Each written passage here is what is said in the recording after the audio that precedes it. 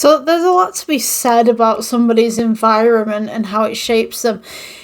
I grew up on a council estate. My schooling, I think both of my schools that I was in were both in special measures, meaning that they were failing academically. So generally, all I really remember about school was we would just watch American films like Mean Girls and Waterboy, and then Boy in the Striped Pajamas, which I think is a British film, was given out like occasionally.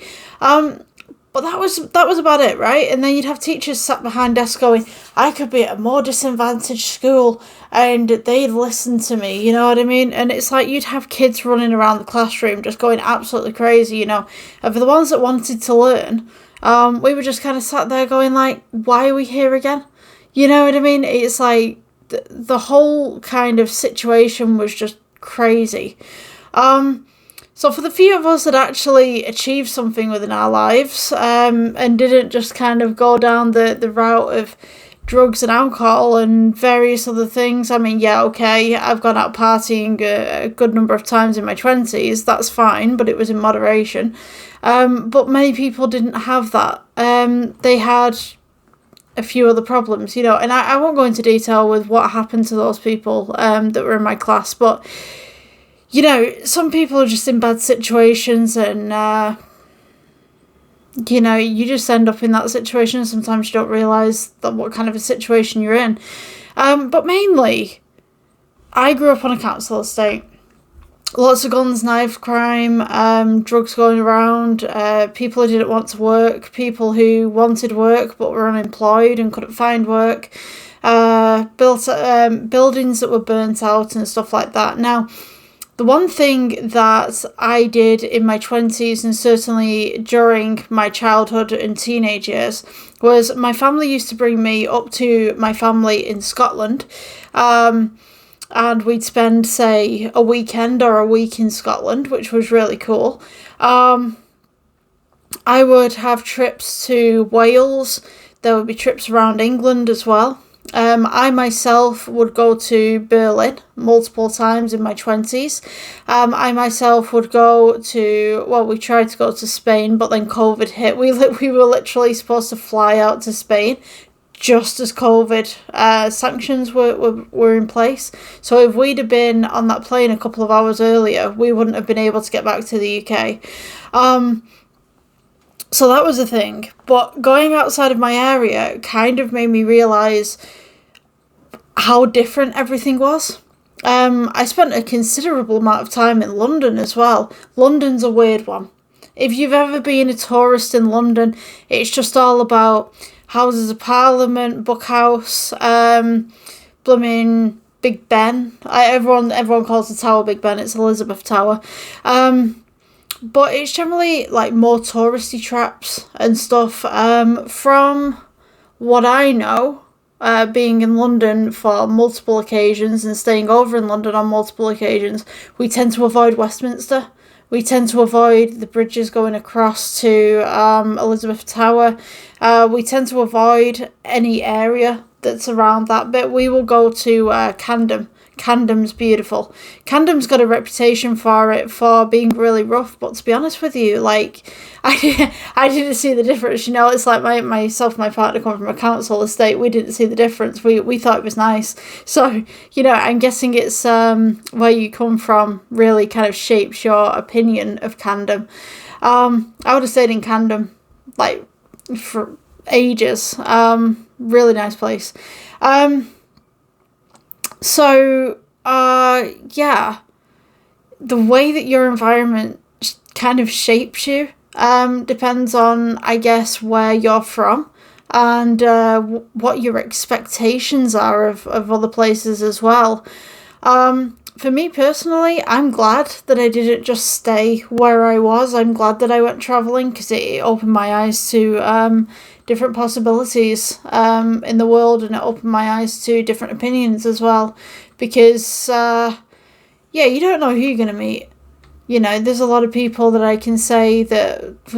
There's a couple of characters in Berlin that I can say I really wish that I hadn't run into. But, yeah, you're not going to find nice people everywhere. It's going to be a mixed batch. Majority of people in Berlin are nice, always like really nice, but you do get a few people that are a bit questionable. The same in London. I don't think I've had any trouble in London actually. I might have done. I don't know. I don't recall having any trouble in London either. But anyway, Spain.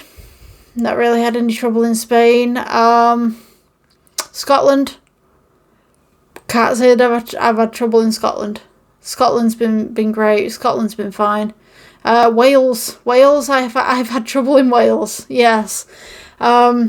We used to go to this island and camp there, and the people who were on the island, I won't say what it actually was, but it was an island in Wales, and the people who owned it weren't very nice. We went camping there, and to be honest with you, anything that kind of got us away from the owners was the best thing. I remember ordering pizza, and they give you a receipt for the pizza so that you could pick the pizza up, and they got real mad because I was waiting for ages for this pizza, and they closed the kitchen, and I said, well, hang on a minute, I'm still waiting for a pizza, and the guy was like, well, I've already given it to you, and I'm like, no, because I've still got the receipt, you know what I mean, and I've just been like sat here.